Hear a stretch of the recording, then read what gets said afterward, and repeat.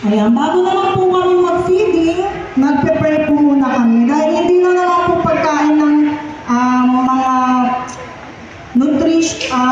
hindi na po pagkain ng mga masusustansya ang itinuturo po namin sa kanila, kundi pati kung paano po magdasal, kung paano rin po yung pagkatapos nila kumain, naliligpit rin po sila ng mga sarili po nilang kinainan. Next po, ayan po, ayan naman po yung habang kumakain po sila. Ayan, last year po meron po kaming vitamins. Nabigay po kami ng mga consent form nun, tama po. Ayan po, pinapainom po namin sila after po nila kumain.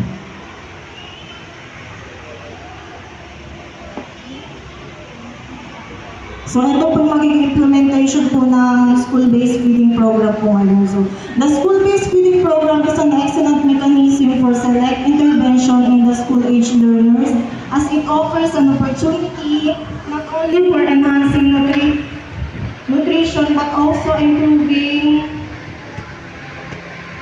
educational outcomes. The benefits of feeding school-age learners include. So yung school feeding program po namin is naisa po siyang magandang paraan na para po matulungan ng mga batang mag-aaral po, no?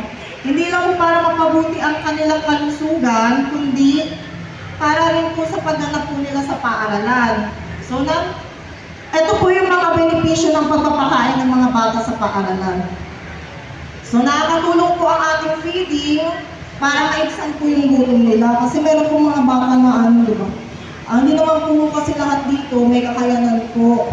So yung iba po mga bata, pumapasok, hindi sila nakakakain. Sumunod naman po, nakakabawas ng kakulangan sa vitamina at anemia. Ayan po, kaya meron din po tayong, after po nila kumain, pinapainom po natin sila ng mga vitamins. Pinapalakas ang resistensya. Dahil po sa feeding natin, lumalakas po yung resistensya nila dahil nasabi naman po sa inyo kanina na yung mga menu po natin, more on gulay po siya. Next po, mas dumarami ang mga batang pumapasok at nananatili sa paaralan. Next po, higit sa lahat, mas gumaganda ang kanilang pag-iisip at pag-aaral. Siyempre, pagkabusog naman po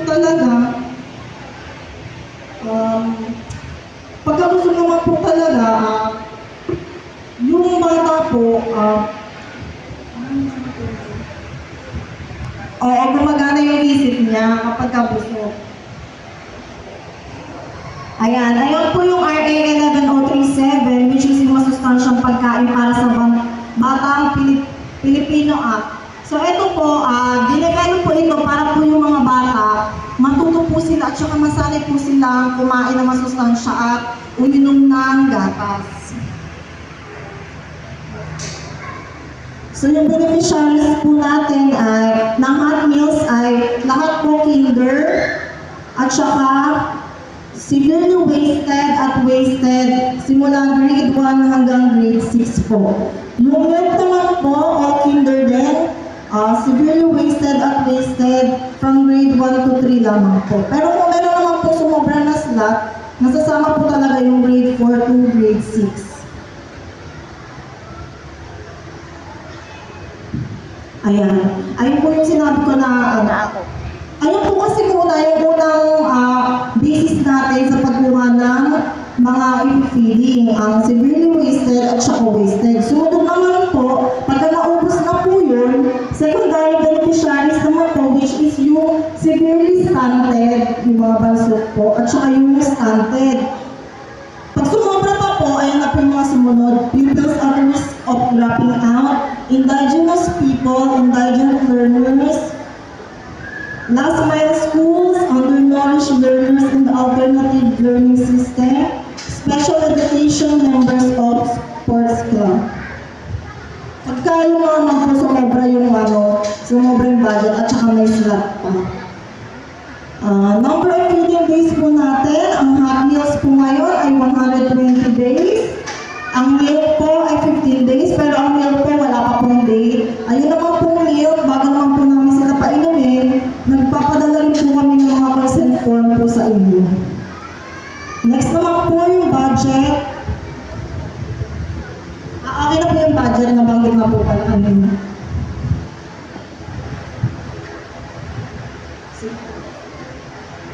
Ayan, ang feeding time naman po natin, ang kinder po, ipapadala na lang po namin yung mga pagkain nila sa kanya-kanya po nilang room. Yung grade 1 naman po, sa ang morning session, ayan po yung mga schedule. Grade 1, 8:15 a.m. to 8:45. Grade 2, 8:45 to 9:15 a.m. Grade 3, 9:15 a.m. to 9:45 a.m. Grade 4, 9:45 a.m. 10:15 a.m. Grade 5, 10:15 to 10:45 a.m. Grade 6, 10:45 a.m. 11:30 a.m. Ang PM session naman po, sa grade 1, 1:30 p.m. to 2 p.m. 2 p.m. to 2:30. Ang grade 3 naman po, 2:30 to 3 p.m. Grade 4, 3 to 3:30 p.m. Grade 5, 3:30 to 4 p.m. Ang grade 6 po ay 4 to 4:30 p.m. So, ang feeding po natin ay dito po kinakalak sa covered court. Wala pa po kasi tayong space po para sa feeding. Ayan, highest standard of hygiene in preparation and serving of food must be practiced and observed. So, dito po, pag nag-feeding, kompleto po ng gear ang aming mga helpers and cook. Meron po silang apron, hairnet, face, mouth.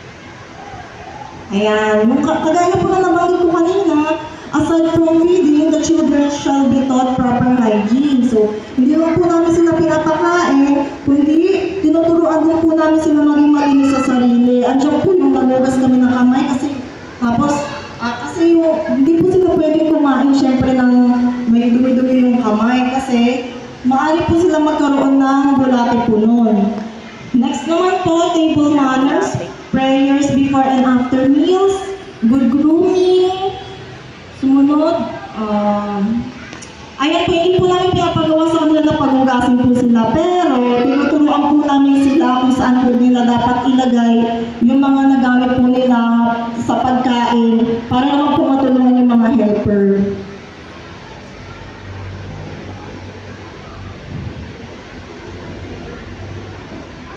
Yan. To catch up on this feeding day, due to natural or man-made calamity or pandemic, schools may propose to conduct global feeding. So, automatic po yan na kapag wala pong pasok, suspendido po ang klase, pagka may pasok na po, doon po nag-global feeding po. So, ang day po ng implementation po ng ating feeding program, ngayong school year 2025-2026 ay August 4, 2025 hanggang February 6, 2026 po. So, ang mga beneficiaries po, sana po makipag-ooperate po ang mga parent na i-deworm po sila. Mahalaga po ang deworming sa ating po feeding. Paano naman, ang goal po kasi natin ay palusugin sila, palakasin. Pero paano naman po silang lalakas kung yung may bulate po naninirahan sa mga katawan po nila.